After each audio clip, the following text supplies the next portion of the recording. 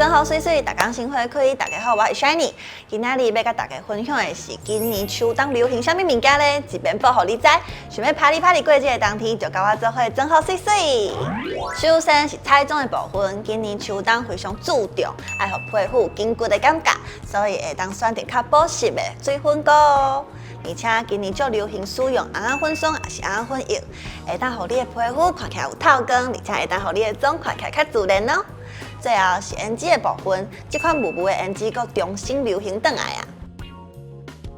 今年秋冬非常推荐大家会当使用这款有扎一点点的咖啡色的胭脂哦。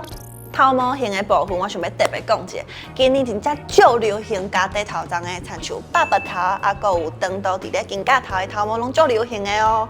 若是你想要染头鬃，基本上大地色水，亲像咖啡色，同款是主流。啊，毋过若是你想要看起来较湿哈，你就会当选择红卡拉红。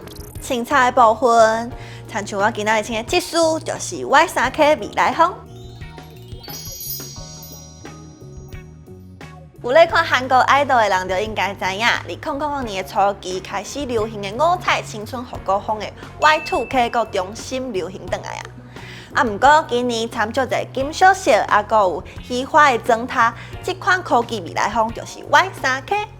另外一个就是普希米亚风，秋冬会出现足侪米色，啊，阁有大地色。豹纹甲角花啊，嘛是今年流行的元素之一。过来，今年初就一直出现的九九。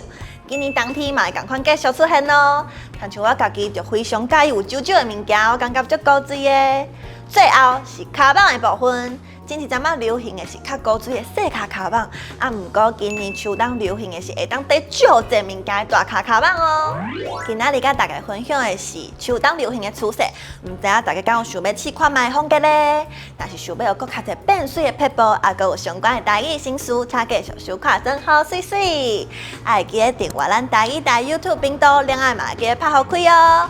后一集再会，拜拜。